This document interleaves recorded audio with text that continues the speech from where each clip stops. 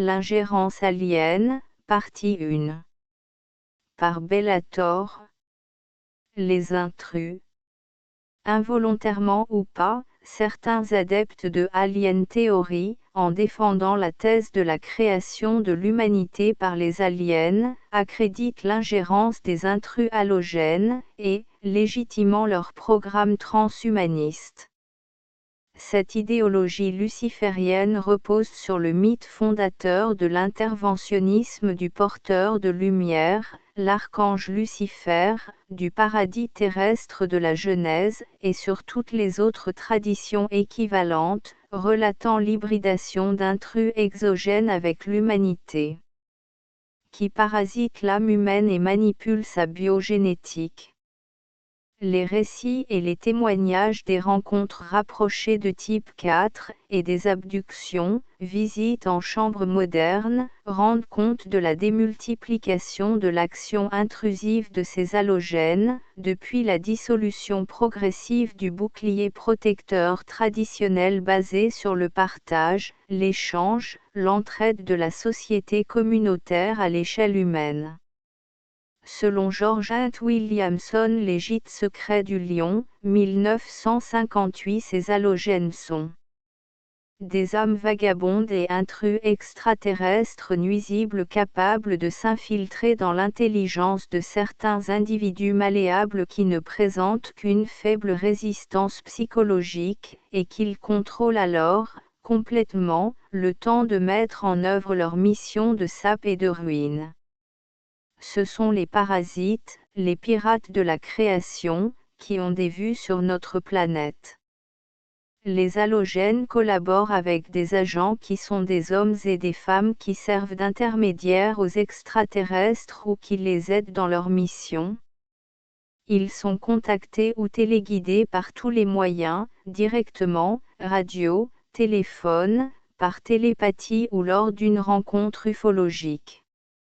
Ces agents terriens participent à différents programmes, pilotés par les halogènes, au sein d'instituts d'études ou de laboratoires de recherche de pointe, dans le transgénisme, les métaux rares, ou le nucléaire, etc. Ils sont aussi en connexion avec les portes induites ou vortex multidimensionnels, où se produisent une concentration de disparitions de personnes, de mutilations animales, de séismes, collapses explosifs, et d'apparitions d'ovnis statistiquement importantes, comme vérifié en Normandie.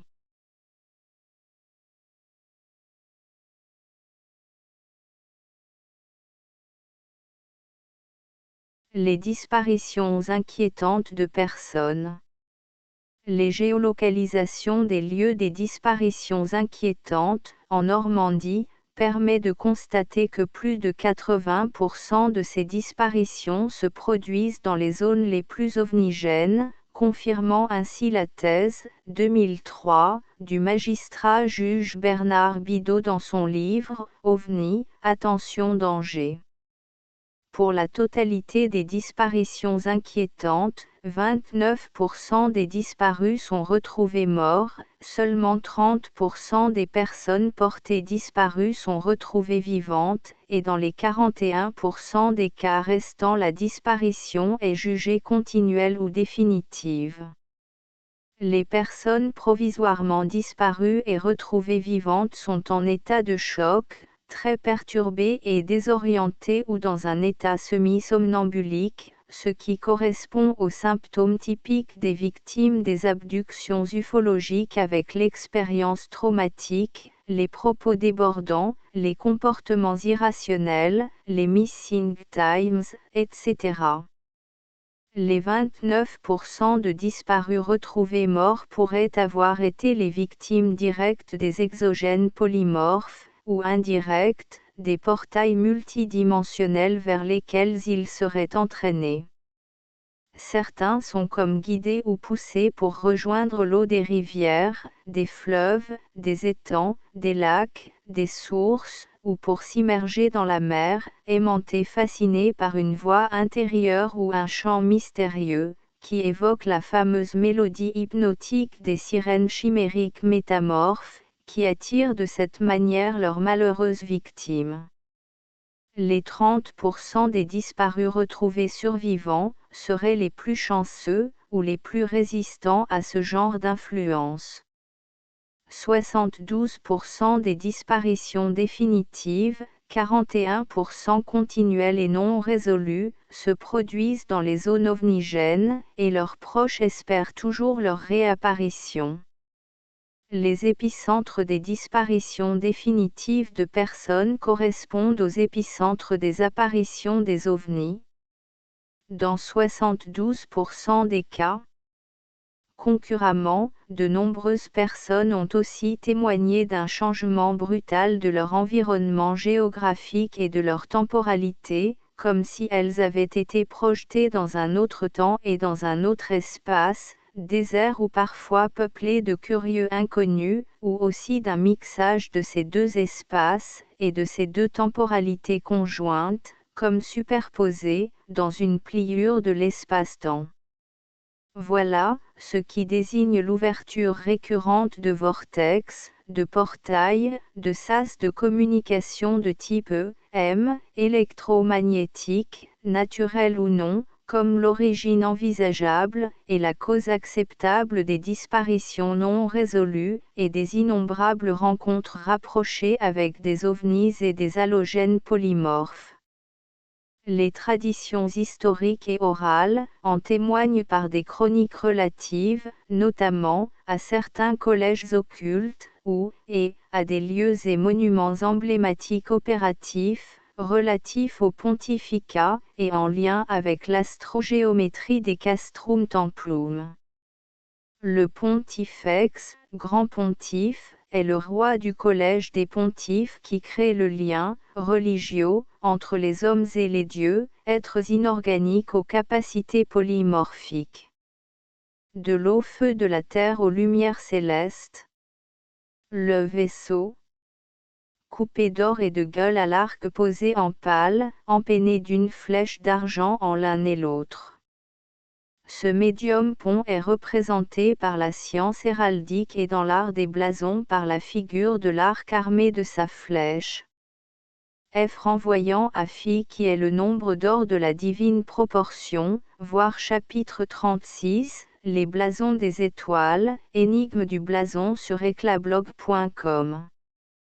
Et est traditionnellement désigné par l'appellation de la flèche d'argent ou vaisseau égrégore de la flèche d'argent, car il induit, dans sa construction physique, arche, voûte, vaisseau de pierre, castrum templum, l'onde de forme assurant le transport des âmes vagabondes des sphères métaphysiques à notre sphère physique, via un vortex, puis à énergie potentielle, générée, par le flux électromagnétique d'un courant fluidique continu, tel que l'eau blanche, argent, d'une rivière ou autre. C'est ainsi que ces diverses constructions antiques, à arche ou à arc, sont régulièrement gratifiées des apparitions, cratophanies, visites, manifestations, de créatures surnaturelles à l'exemple de ces ponts du diable qui hantent nos légendes.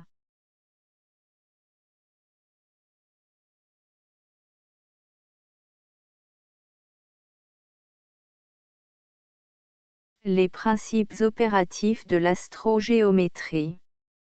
Premièrement, la science héraldique et l'art des blasons transmettent les principes de l'astrogéométrie qui président à l'édification des castrum templum des monuments mégalithiques aux temples modernes.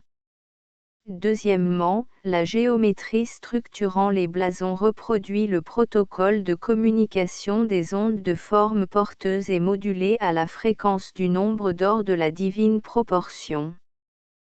Troisièmement, appliqué à l'architecture, ce protocole de communication génère des chambres noires où la canalisation des flux électromagnétiques révèle et fixe l'ingérence des réalités multidimensionnelles, et des êtres inorganiques métamorphes.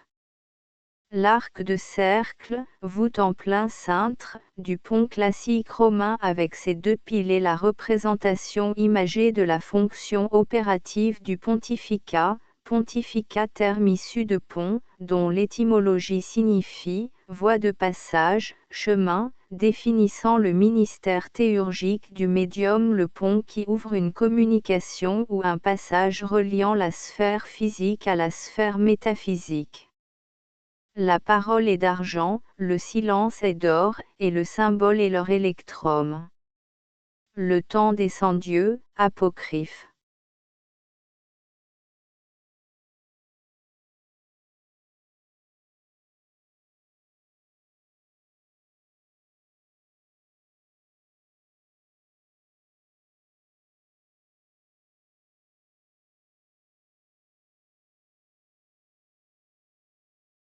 Le nucléaire et les ovnis. Les explosions terrestres et aériennes en Normandie en 1999 et 2020. Pour la France, la Normandie est une des principales régions dans le secteur nucléaire national. La France occupe le 4e rang des puissances nucléaires. Cette province est véritablement en pointe dans le domaine nucléaire, avec le Ganil de Caen dans le Calvados, avec l'usine de construction de sous-marins nucléaires de Cherbourg en Cotentin, les centres de stockage des déchets nucléaires, avec les centrales nucléaires de Flamanville, de Paluel et de Penly, dans la Manche et la Seine-Maritime. Il paraît logique que les intrus, exogènes métamorphes, surveillent de près ces établissements nucléaires, comme ce fut le cas dès la fin de l'année 1975, lorsqu'un engin ovoïde volant non identifié muni de hublots a stationné au-dessus de l'usine nucléaire de Cherbourg, ce qui est, probablement, le plus ancien cas connu de la connexion OVNI nucléaire en France métropolitaine. Fin de l'année 1975, un engin ovoïde volant non identifié muni de hublots a stationné au-dessus de l'usine nucléaire de Cherbourg, ce qui est le plus ancien cas connu de la connexion OVNI nucléaire en France métropolitaine avec celui de 1973 de La Hague, 50. Cherbourg, fin 1975. Samedi vers 3 heures, alors qu'il travaillait à sa fournée de pain et jetait un coup d'œil par une fenêtre de l'atelier, Monsieur Roger Baudry, 44 ans, boulanger à Beaumont-Hague, Manche, n'en crut pas ses yeux. Au-dessus de l'usine de fabrication de plutonium, destinée aux têtes chercheuses des missiles armant les sous-marins à propulsion nucléaire de la Force de dissuasion nationale, se tenait, immobile, un ovni rougeoyant, ayant la forme d'une montgolfière, muni de hublots aux couleurs changeantes. Fort intrigué et surpris par ce spectacle, Monsieur Baudry, croyant être l'objet d'une illusion d'optique, appela son employé, Monsieur Jean-Paul Irard, 20 ans, et sortit de son lit son épouse pour venir regarder cette troublante apparition. Ces 3 personnes, après avoir observé le phénomène, en ont conclu qu'il s'agissait d'une apparition de soucoupe volante et en ont informé la gendarmerie qui a ouvert une enquête. L'OVNI, après être resté immobile pendant 10 minutes, est parti à grande vitesse vers le nord-est. Il y a 2 ans, 1973, un autre ovni volant au-dessus du CEA de La Hague avait été aperçu par 3 pêcheurs à pied, de Barneville-Carteret. Quelques jours après, la gendarmerie maritime enquêtait sur des combinaisons antiradioactives qui avaient été retrouvées sur la plage. 3 témoins. Source, journal belge Le Peuple, La Meuse ou La Dernière Heure. D'autant plus que ces établissements nucléaires sont exposés à des explosions souterraines ou aériennes, d'origine naturelle ou artificielle, d'une puissance équivalente de 1000 kilotonnes à 10 000 kilotonnes. Hiroshima 12 à 15 kilotonnes et Nagasaki 20 à 22 kilotonnes, le séisme de magnitude 9, qui a frappé le Japon en 2011, a dégagé au moins l'équivalent d'une bonne dizaine de tsar bombas, soit environ 600 000 kilotonnes de TNT. Les plus importantes de ces explosions sont d'ailleurs en progression par rapport à la première décennie du XXIe siècle, avec une moyenne minimum de 13 par an, de 2010 à 2019, soit le double par rapport à la décennie précédente.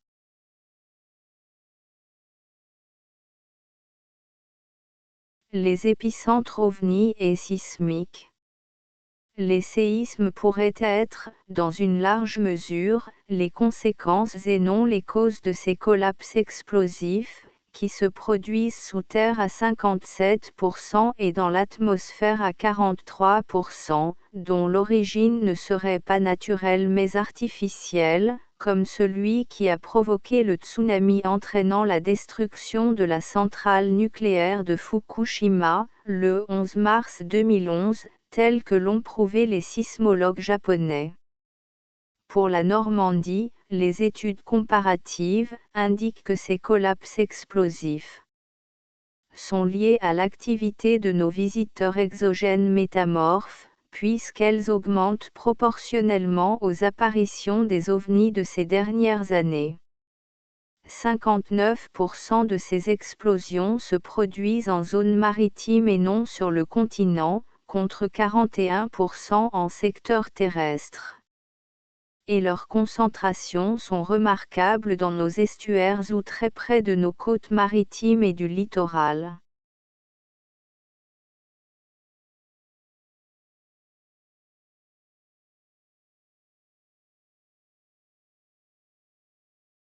Dans la Manche au large de Barneville-Carteret, 50, 1974.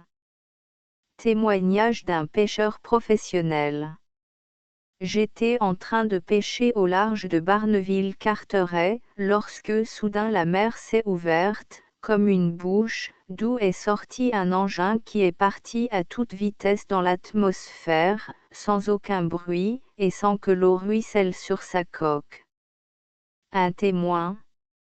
Source, Jean-Claude Bourret, France Inter, YouTube, 22 mars 2021. Compte tenu, aussi, que des objets aquatiques non identifiés, OANI, sont continuellement observés depuis les rivages normands, et que nombre de ces collapses explosifs sont certifiés par les sismographes, tirs de mines, ou de carrières, terrestres, souterrains et maritimes, il n'y a évidemment pas de carrières ni de mines sous la mer ou dans nos estuaires, excluant ainsi une origine sismique ou humaine, et dans des sites de non-activité minière, une source halogène est imputable à ces collapses explosifs. L'exploitation des dépôts d'alluvions précieux, des terres rares et des nodules polymétalliques est sans aucun doute l'objectif des intrus halogènes dont les ovnis sont souvent signalés à proximité immédiate des carrières et des mines.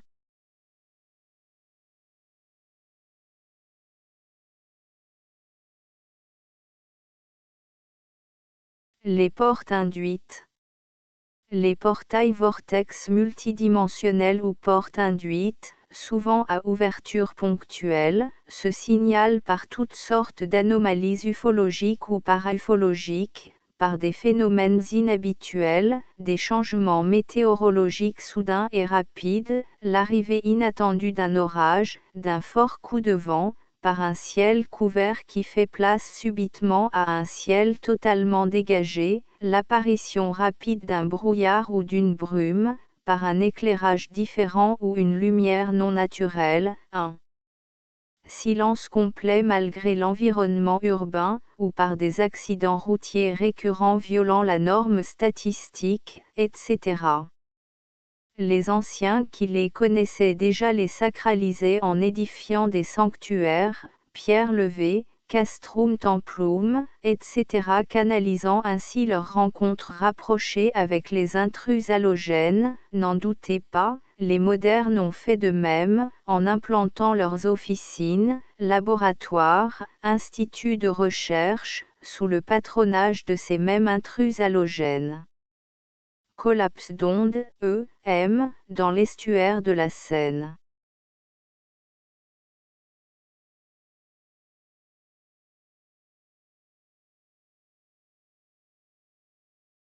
Les endoparasitoïdes. Les ovnis sont des créatures d'essence spirituelle évoluant dans notre atmosphère. They Live in the Sky, Trevor James, 1959. Les espèces exotiques envahissantes sont des espèces non indigènes qui investissent un territoire, ce sont des espèces dites exogènes.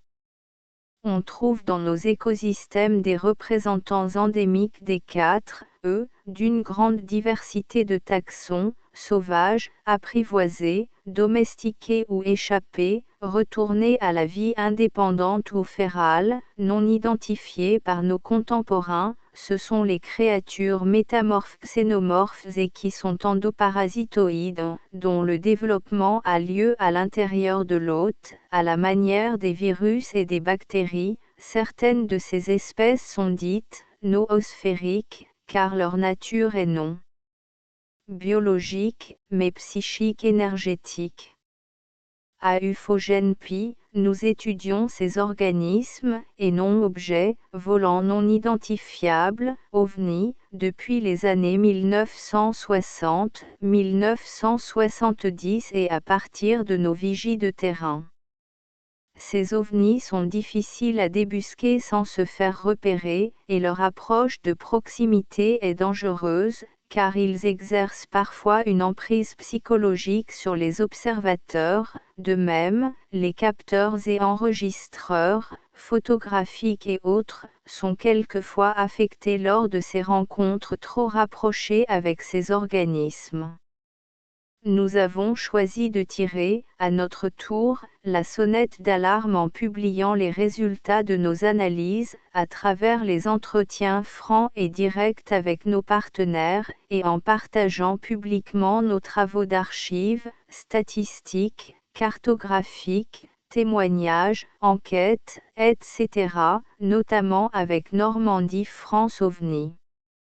Malheureusement, nous ne sommes pas les premiers à déclarer notre impuissance face à une forme de vie endo-exogène, ignorée par la plupart, mais déjà reconnue pathogène sinon hostile à l'humanité, par des chercheurs de vérité qui nous ont ouvert cette voie, tout au long de notre histoire jusqu'à Charles Fort, James Trevor, John Keel, George Hunt Williamson, Jimmy Guilleux, Geneviève Vankelef, etc. pour notre époque moderne.